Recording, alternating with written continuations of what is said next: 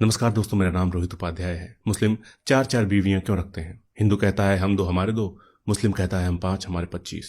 इस तरह के बहुत सारे बयान आप लोगों ने सुने होंगे और इन बातों पर यकीन भी कर लेते होंगे कि मुस्लिम वाकई 4 बीवियां रखते हैं। इस वीडियो में बात इसी विषय पर। हिंदू हम दो हमारे दो और वह हम 5 हमारे 25 करते रहे। तो दोस्तों, 2011 की जनगणना के अनुसार मुस्लिम धर्म को मानने वालों का सेक्स रेशियो है 1000 मुस्लिम पुरुषों पर 951 महिलाएं। मतलब कि अगर हर मुस्लिम पुरुष एक मुस्लिम लड़की से ही शादी करना चाहे तो भी इस हिसाब से 49 लोग कुंवारे ही रह जाएंगे। कॉमन सेंस की बात है कि जब इतनी लड़कियां हैं ही नहीं तो 4 शादी कहां से करेगा आदमी। इसको लेकर रिसर्च भी हुई है कि किस धर्म के लोग सबसे ज्यादा बीवियां रखते हैं, और हैरानी की बात यह निकल कर आई थी कि मुस्लिमों से ज्यादा पत्नियां हिंदू रखते हैं।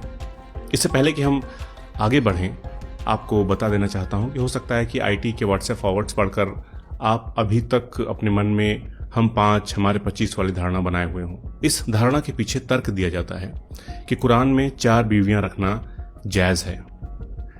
हो सकता है कि जायज हो, लेकिन कंपलसरी नहीं है, और जमीनी हकीकत तो बहुत ही अलग है। तो दोस्तों, धर्म और समुदाय के हिसाब से किसने कितनी शादियां की हैं, अंतिम बार इसकी गणना साल 1961 में की गई थी, जो हालांकि काफी पुराना डेटा है, लेकिन उसमें भी 1 से ज्यादा पत्नियां रखने वाले मुस्लिम समुदाय के सबसे कम लोग थे। सिर्फ 5.7% मुस्लिमों की ही 1 से ज्यादा बीवियां थी। वहीं 5.8% हिंदुओं की 1 से ज्यादा बीवियां थी। जैनों में 6.7% और बौद्धों में 7.9% लोगों ने 1 से ज्यादा शादियां की थी। सबसे ज्यादा प्रतिशत था आदिवासियों का। 15.25% आदिवासियों ने 1 से अधिक शादियां की थी। तो कहने का मतलब है कि हर धर्म में पॉलीगमी है, छिप कर ही सही, लेकिन बहुत ज्यादा किसी धर्म में भी नहीं है। इसके बाद फिर 1974 में सरकार ने एक और सर्वे कराया, मगर रिजल्ट जस का तस। इस बार 5.6% मुस्लिमों की ही 1 से ज्यादा बीवियां थी। वहीं हिंदुओं में 5.8% लोगों की 1 से ज्यादा बीवियां थी।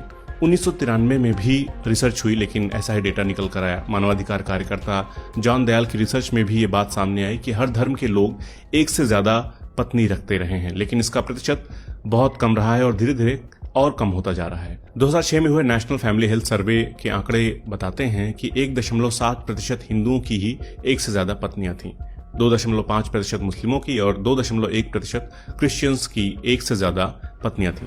पहली पत्नी से बच्चा या बेटा नहीं होना जैसी वजहों से लोग दूसरी शादियां करते हैं।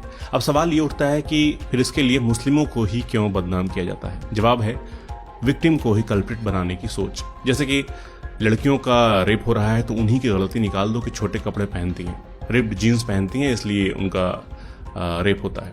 इसी तरह रोड एक्सीडेंट बढ़ रहे हैं तो लोगों की गलती है, फाइन बढ़ा दो। टूटी सड़कें, खराब ट्रैफिक लाइट, जहां तहां ब्रेकर, उससे मतलब नहीं है, बस फाइन बढ़ा दो। तो हमारे देश में सबसे कम पढ़ी लिखी कम्युनिटी मुस्लिम्स की है। जब पूछा जाए कि क्यों पिछड़ी कम्युनिटी सबसे ज्यादा मुस्लिम्स की है, तो सीधे कह दो कि जी ये तो अपनी वजह से है। 4 बीवियां रखेंगे, 10 बच्चे पैदा करेंगे तो क्या होगा। और तो और बीजेपी वाले यहां तक कह देते हैं कि देश इनकी वजह से ही आगे नहीं बढ़ पा रहा है, और हद ये है कि हम मान भी लेते हैं। एक बात और कुछ दोस्त पूछ लेते हैं कि यूनिफॉर्म सिविल कोड का विरोध क्यों करते हैं मुस्लिम्स? सवाल वाजिब है, करते हैं विरोध। यूनिफॉर्म सिविल कोड का पहला शब्द यूनिफॉर्म है, जिसका मतलब होता है समान, एक बराबर। मगर क्या मुस्लिमों को इस देश के लोग बराबर मानते हैं? क्या इस देश में सिर्फ मुस्लिम होने की वजह से लोग लिंच नहीं कर दिए जाते हैं, जेल में नहीं डाल दिए जाते हैं, सरकार के निशाने पर नहीं रहते हैं? तो जब यूनिफॉर्मिटी है ही नहीं तो काहे का यूनिफॉर्म सिविल कोड? मान लीजिए कुछ गुंडे आपके परिवार वालों को पीटें, रोज गालियां दें, और फिर आपसे आकर कहें कि भाई ये कानून हम बना रहे हैं, इससे आपका भला होगा। तो क्या आप उन गुंडों की बात पर यकीन करेंगे? नहीं करेंगे। इसलिए बार बार कहता हूं कि पहले हमें मुस्लिम सहित अपने सभी नागरिकों को अच्छे से शिक्षित करने की, एम्पावर करने की जरूरत है। सुधार अपने आप होने लगेगा, कोई कोड या कानून बनाने की जरूरत ही नहीं होगी। ये सब राजनीति है, बेवजह के मुद्दे हैं। बाकी बेरोजगारी का आलम यही रहा तो क्या हिंदू क्या मुस्लिम, एक लड़की भी शादी करने को राजी नहीं होगी। 4 तो बहुत दूर की बात है, सब योगी मोदी जैसे हो जाओगे। इसीलिए रोजगार मांगो, महंगाई पर सवाल करो, मोहब्बत करो, नफरत नहीं। नमस्कार।